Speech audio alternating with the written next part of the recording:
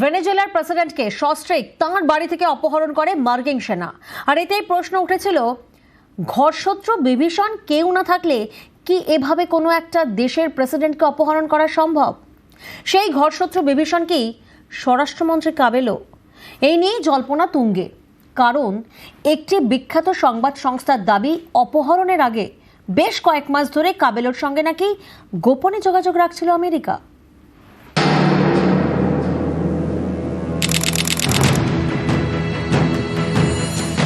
23 জানুয়ারি operation absolute resolve. ভেনেজুয়েলার president Nicolas Maduro মোরোস এবং তার স্ত্রী সিলিয়া ফ্লোরেসকে বাড়ি থেকে তুলে নিয়ে যায় আমেরিকা।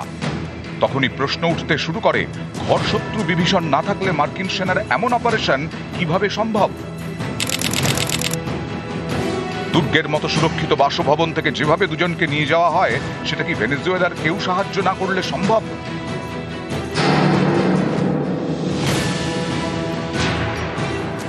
একটি বিখ্যাত সংবাদ সংস্থার দাবি, মাদুরোর খুব কাছের কেউ নিয়মিত তার অবস্থান এবং নিরাপত্তা সংক্রান্ত তথ্য মার্কিন গোয়েন্দা সংস্থা CIA কে সরবরাহ করছিলেন।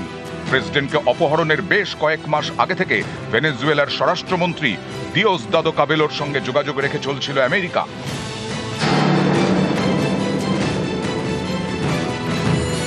নিকোলাস মাদুরোর বিরুদ্ধে মাদক পাচারের অভিযোগ এনেছে মার্কিন প্রশাসন। কাবেলোর বিরুদ্ধেও দীর্ঘদিন ধরে যুক্তরাষ্ট্রের একই অভিযোগ। তাহলে অভিযানের সময় তাকে তুলে নিয়ে যাওয়া হলো না কেন? 2020-তে কাবেলোকে ধরতে $1 কোটি পুরস্কার ঘোষণা করে আমেরিকা। তাকে মাদক পাচার চক্রের অন্যতম মাথা হিসেবে অভিযুক্তও করে।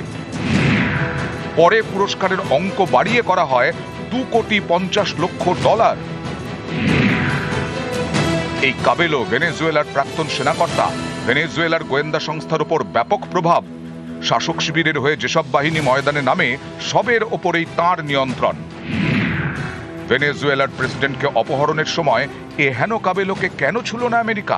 তাহলে কি এই কাবেলোই তলে তলে ট্রাম্প প্রশাসন ও সেনাকে গোপন তথ্য সরবরাহ করেছেন? এ নিয়ে জোর জল্পনা।